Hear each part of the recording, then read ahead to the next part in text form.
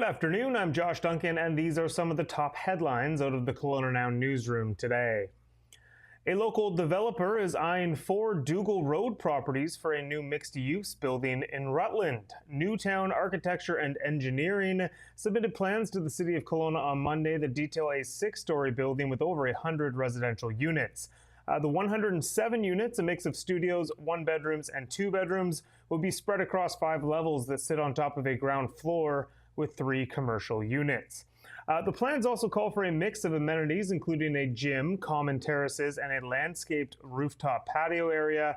The proposed building is within 400 meters of the Rutland Transit Exchange, which means the developer is not required to provide residential parking stalls under provincial legislation. Newtown Architecture and Engineering not quite going that far, though. There would be a proposed 49 residential parking stalls, but that is just under 1 for every 2 units in the building. City planners still need to circulate this application, and it will soon arrive on the desk of City Council for consideration. A senior dog is on her way to a new life after being rescued in West Kelowna earlier this summer. The BC SPCA says Tessa, a 9-year-old Yorkshire Terrier mix, was found alongside several other animals in poor conditions in July. Tessa the Yorkie is suspected to have been used for breeding and has had at least 5 litters over her life, the BC SPCA said.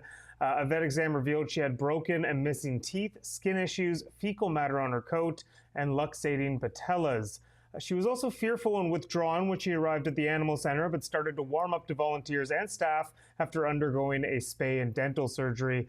Unfortunately, it hasn't been a straight line to recovery for Tessa. She became extremely ill as the BC SPCA prepared to find her a forever home.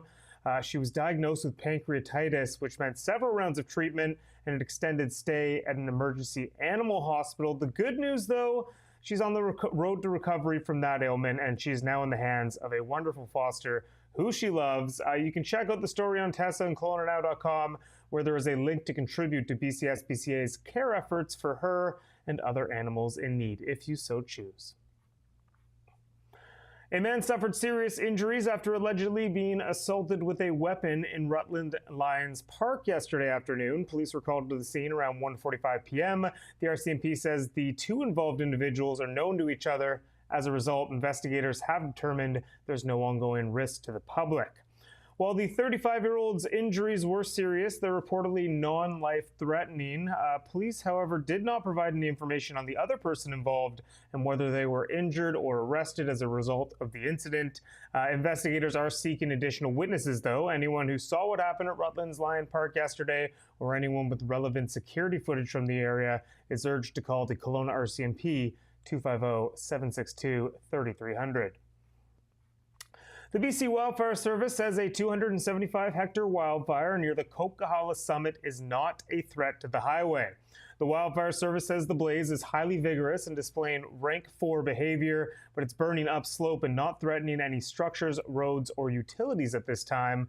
The Wildfire Service does recognize the concern over how visible it is from the Coquihalla, but swears it is not a concern at the moment. Motorists shared a lot of photos and videos online Monday. A thick plume of smoke rising above the major highway route. Even flames were seen visible in some of the shots. As you might expect with that prognosis from fire officials that there is no concern, the fire has not resulted in any road closures or restrictions on the Coquihalla at this time. One of Canada's brightest young country stars will be coming to the Okanagan next year. Josh Ross announced a Canadian tour this morning, and it includes a stop at the Penticton Trade and Convention Centre on Monday, March 2nd. Chandler Walters will serve as an opening act for Ross. Ross has hit #1 on the Canadian country charts 5 times over the last 2 or 3 years. He's also a 6-time CCMA award winner, which includes 5 trophies a year ago. He will actually be in Kelowna next week for Country Music Week and the CCMA Awards here in Kelowna. He's up for another 6 trophies to add to his collection. It's tied for the most nominations with BC's very own Cameron Whitcomb. Ross also scheduled to perform at Saturday night's award show at Prospera Place, which you can get tickets for, or it will be broadcast across the nation on CTV. If you want to see more than just a song from him, though, you will have to buy tickets to his March 2nd show in Penticton. They go on sale through Live Nation Friday, at 10 a.m., excuse me. All right, finishing up a quick look at the forecast. School may be back, but summer certainly not over. We're already over 30 degrees this afternoon, projected to hit 34 by the time all is said and done. A sunny day will turn into a clear night with a low of 13. Then back to sunshine tomorrow, a high of 35. That is it for me today. You can read up on all these stories and plenty more over at KelownaNow.com. I'll be back in this chair tomorrow for a look at more Kelowna headlines. See you then. We don't just report the news. We live here too. We're your neighbors, bringing you stories that matter to all of us. No government funding, no outside influence. Kelowna Now, local, independent. News you can trust.